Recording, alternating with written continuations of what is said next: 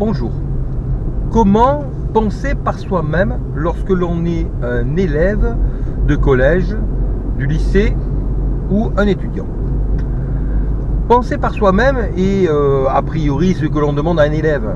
Et cependant, c'est compliqué parce que lorsque l'on apprend à un enfant à penser par lui-même, eh bien on risque de lui apprendre ou de lui inculquer sans le vouloir la notion d'insoumission ou d'indiscipline. C'est-à-dire que lorsque l'on apprend à un enfant à remettre en question les règles avant qu'il les ait comprises, eh bien il va avoir l'impression d'être capable de remettre les choses en question, alors qu'en réalité il va remettre en question des choses qu'il n'aura pas acceptées et qu'il aura rejetées avant de savoir ce qu'il rejette. C'est ce qui est illustré par différents films tels que Le Cercle des Poètes Disparus, La Vague ou bien The Great Debaters.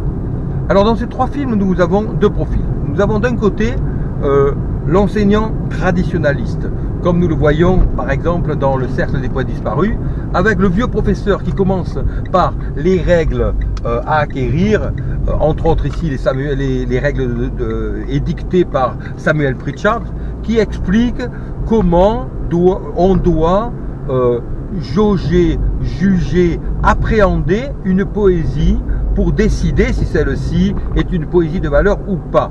Alors que justement la poésie est le secteur le plus subjectif, où il est très difficile de décider si une poésie est bonne ou ne l'est pas, sachant qu'il y a une grosse part d'émotion, d'affect, et que au-delà de la versification et de l'aspect technique de la poésie, il y a le côté émotionnel qui va pouvoir toucher ou ne pas toucher. C'est ce que nous voyons principalement par exemple avec Charles Baudelaire, qui à une certaine époque aura été rejeté ou sera toujours rejeté par certains, mais sera par contre reconnu par d'autres pour un talent qui pourtant est rejeté par beaucoup, mais accepté par un nombre encore plus important. Donc la question qui se pose est complexe. D'un côté, il faut connaître ce dont on parle pour pouvoir en parler correctement. Et pour se connaître et pour savoir ce dont on parle, on est bien obligé d'apprendre les règles qui permettent de ne pas dire n'importe quoi, tout simplement. Mais d'un autre côté, si on s'en tient à ces règles, eh bien, on va être quelqu'un qui va répéter ce qu'il a appris sans jamais véritablement réfléchir par lui-même. Il va, ce que l'on retrouve avec certains érudits qui ont un niveau d'érudition parfois très important, absolument remarquable, dans le sens où ils vont être de véritables encyclopédies, mais à aucun moment ils vont remettre en question les connaissances acquises, ce qui aura été dit par d'autres personnes. Alors, quand on est enseignant et lorsqu'on leur forme des esprits, bien entendu, on n'a pas envie de former des moutons. On veut former des personnes qui vont, comme on le dit, réfléchir par elles-mêmes. C'est ce qui est incarné par le personnage du professeur Keating dans Le Cercle des Poètes Disparus, ou bien par le professeur de rhétorique dans The Great Debaters, qui va inculquer à ses élèves l'art de remettre en question et penser par eux-mêmes librement. Eh bien, aussi bien que dans La Vague également, nous avons un professeur qui pousse les élèves à se questionner avant de comprendre les règles. Eh bien, nous voyons qu'à chaque fois, nous arrivons à un accident. Et l'accident est dû au fait que les élèves, qui sont malgré tout des jeunes personnes, ne peuvent pas réfléchir sans avoir le poids des connaissances comprises, comme l'ont les professeurs, aboutissent à des excès dus à la jeunesse, au manque de connaissances. Alors bien entendu, le professeur incarné par le professeur Keating, qui incarne l'intelligence, qui incarne la remise en question, qui incarne la jeunesse, est bien plus attrayante que le vieux professeur, que les règles que l'on doit comprendre, que l'on doit intégrer. D'autant plus que dans ces films-là, les vieux professeurs refusent que l'on remette en question ces règles et que l'on pense différemment de ce qu'il est politiquement correct de penser, bien entendu, puisque ce point de vue, ces deux points de vue s'opposant là, ils ne peuvent pas se rejoindre. Dans la réalité, par contre, il en va tout autrement. Lorsque l'on fait la synthèse de ces deux points de vue, on se dit que d'un côté, et c'est ce que je dis moi à mes élèves, on ne peut pas parler de quelque chose que l'on ne connaît pas. Si l'on reprend un autre sujet, par exemple la France, si on prend Molière au XVIIe siècle, eh bien on comprend aisément qu'il faudra comprendre le contexte dans lequel ces auteurs ont écrit pour comprendre pourquoi ils ont écrit ce qu'ils ont écrit, dans quel contexte, ce qu'ils ont voulu dire. Cela, on est bien obligé d'apprendre le contexte historique, le contexte social, le contexte politique, le contexte personnel des auteurs, pour comprendre ce qu'ils ont dit. De la même manière que la vie de Baudelaire, par exemple, permet de comprendre ce qu'il a écrit, et que sans la connaissance un minimum de la vie de Charles Baudelaire et de la personnalité particulière de Charles Baudelaire, et bien entendu, on ne peut pas comprendre mal, par exemple.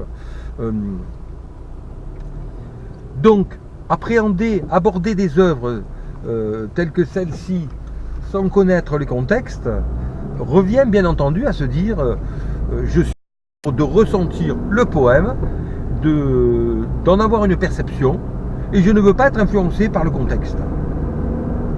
Cela est louable, bien entendu, mais cela n'est pas d'une grande valeur littéraire, où il est préférable, me semble-t-il, de tout d'abord savoir de quoi on pense pour ensuite en venir à des considérations personnelles qui s'appuieront sur des choses solides. Et je pense que c'est cela qu'il faut essayer d'enseigner aux enfants, qu'il faut faire comprendre aux élèves. D'un côté, ils doivent comprendre les règles, ils doivent en comprendre le bien fondé, éventuellement par la suite, essayer d'éventuellement les remettre en question, voire peut-être par la suite, plus tard, les faire évoluer. Et pour cela, je leur donne un exemple très simple. Je leur parle du règlement intérieur de l'établissement dans lequel ils se trouvent. Dans tout établissement, dans tout collège, dans tout lycée, dans toute faculté, il y a un règlement intérieur à respecter pour que la vie en groupe soit possible. Ce règlement intérieur fait donc office de loi qu'il faut respecter. Mais les règlements intérieurs évoluent.